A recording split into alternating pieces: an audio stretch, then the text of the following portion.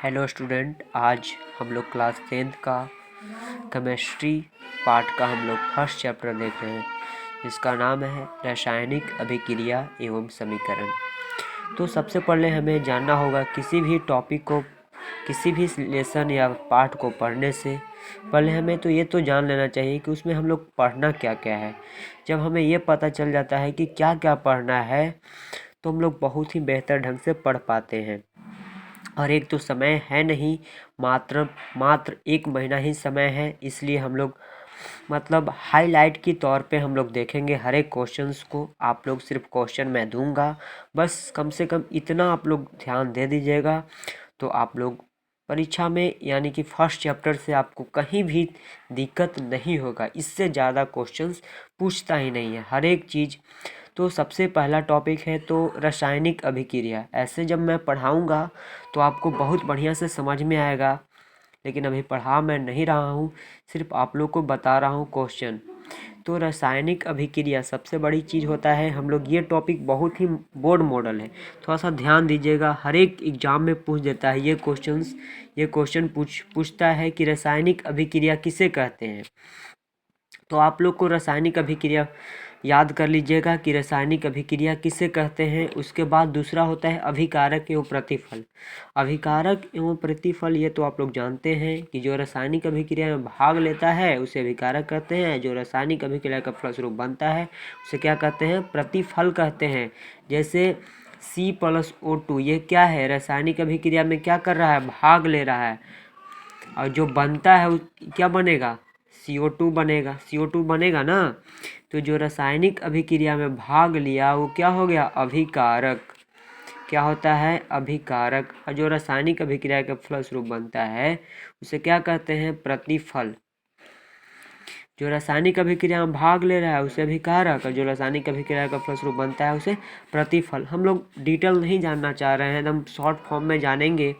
तो रासायनिक अभिक्रिया के बारे में तो पता ही है कि जब कोई पदार्थ अकेले या किसी अन्य पदार्थ से अभिक्रिया करके एक या अधिक भिन्न गुण वाले जब नए पदार्थ का निर्माण करता है उसे हम लोग रासायनिक अभिक्रिया कहते हैं। क्या करता है, जब कोई पदार्थ, ये कोई पदार्थ ही ना है, कार्बन कोई पदार्थ है, अकेले या किसी अन्य पदार्थ से, अकेले या किसी अन्य 2 पदार्थ से निर्माण किया और एक या अधिक भिन्न गुण वाले जब नए पदार्थ का निर्माण करता है, एक ही बनाया है और भी हम एग्जाम्पल देंगे तो बनेगा, उसे क्या कहते हैं, रासायनिक अभिक्रिया। समझ में आ गया होगा कि रासायनिक अभिक्रिया किसे कहते हैं, और अभिकारक और प्रतिफल के बारे में समझ में आ चुका होगा। उसके बाद हम लोग जानेंगे नेक्स्ट टॉपिक, रासायनिक अभिक्रिया की विशेषता। आखिर हम लोग जानेंगे कि रासायनिक अभिक्रिया क्यों होता है। तो ये तो हमें पता होगा कि रासायनिक अभिक्रिया गैस गैस गैस ताप और दाब के कारण होता है। जहाँ गैस हो, ताप हो और दाब, ये तीनों जब होता है तभी क्या होता है, रासायनिक अभिक्रिया होता है। वहाँ पे हम लोग जहाँ भी गैस होगा, ताप होगा और दाब, तभी रासायनिक अभिक्रिया होता है। तो हमें जानेंगे, आखिर यहाँ तो हमें तो पता नहीं चलता है कि गैस की उत्पत्ति कैसी होती है। तो रासायनिक अभिक्रिया हम लोग जानेंगे तब ना, पता चलेगा तो ना। हम लोग कैसे जानेंगे कि रासायनिक अभिक्रिया वहाँ, तो जहाँ जहाँ गैस की उत्पत्ति होगी वहाँ वहाँ रासायनिक अभिक्रिया होगा। और छेप जब बनेगा तो रासायनिक रंग में परिवर्तन तो समझेंगे कि रासायनिक, ताप में परिवर्तन तो रासायनिक, अवस्था में परिवर्तन तो रासायनिक। तो इसके बारे में भी हम लोग डिटेल जान सकते थे, लेकिन हम लोग हाईलाइट के तौर पर सोच रहे हैं कि जल्दी जल्दी, जो एग्ज़ाम बहुत नज़दीक आ चुका है और ध्यान से पढ़कर एग्ज़ाम का प्रिपरेशन तैयार करूँ, क्योंकि डिटेल पढ़ने में बहुत समय लगता है। डिटेल पढ़ने में कम से कम 1 घंटा यही टॉपिक में आपको हम लगा देंगे।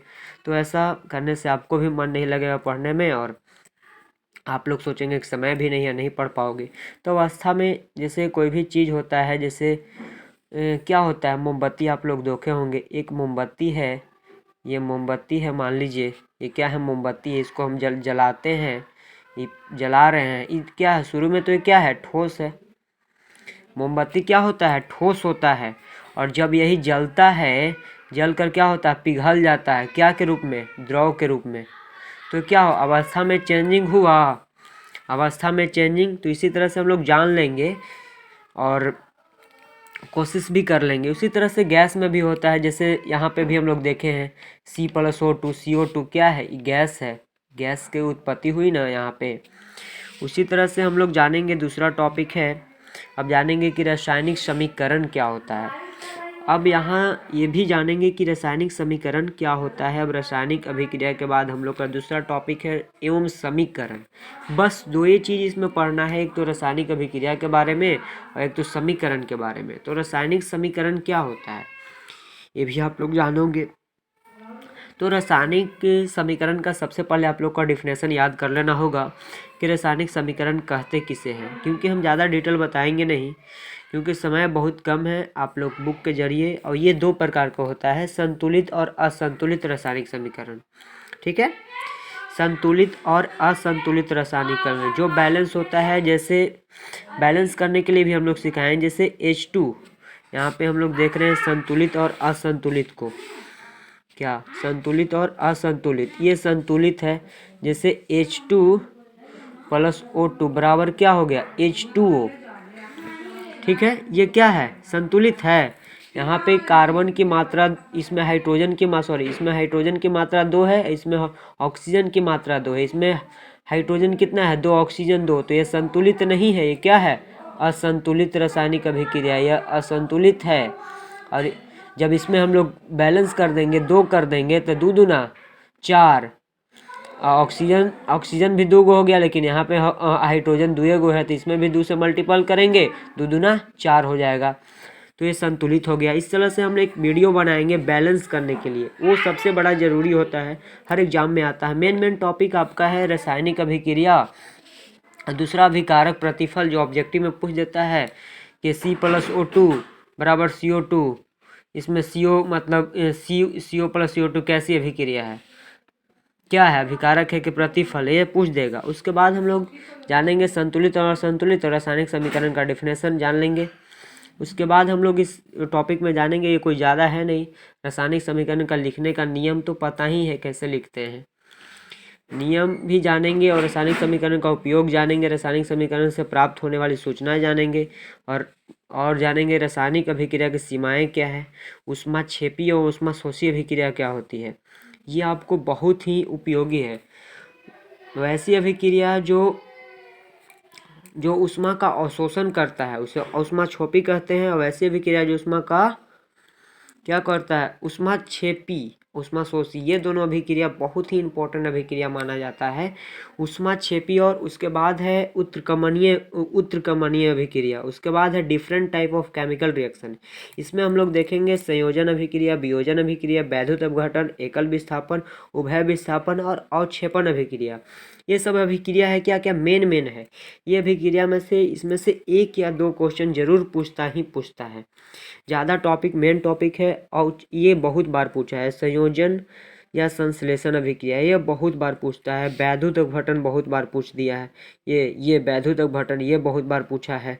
उसके बाद अवक्षेपण भी पूछ दिया है। इतना सिलेबस आप लोग क्लियर कीजिएगा ना बहुत ही ढंग से। उसके बाद आप पढ़ना है उदासीनीकरण, और 2 बार लिखा गया है, एक ही उदासीनीकरण, और इसके बाद है प्रकाश रासायनिक अभिक्रिया। ये भी जानोगे, जो प्रकाश की उपस्थिति में होता है उसे प्रकाश रासायनिक अभिक्रिया कहते हैं। ऑक्सीकरण अवकरण अभिक्रिया आपको बहुत जरूरी है याद करना। एक होता है ऑक्सीकारक, एक होता है अवकारक, और दहन और ज्वाला, और एक होता है LPG गैस, जो द्रवीभूत पेट्रोलियम गैस का, इसको लिक्विफाइड पेट्रोलियम गैस भी कहा जाता है हिंदी में।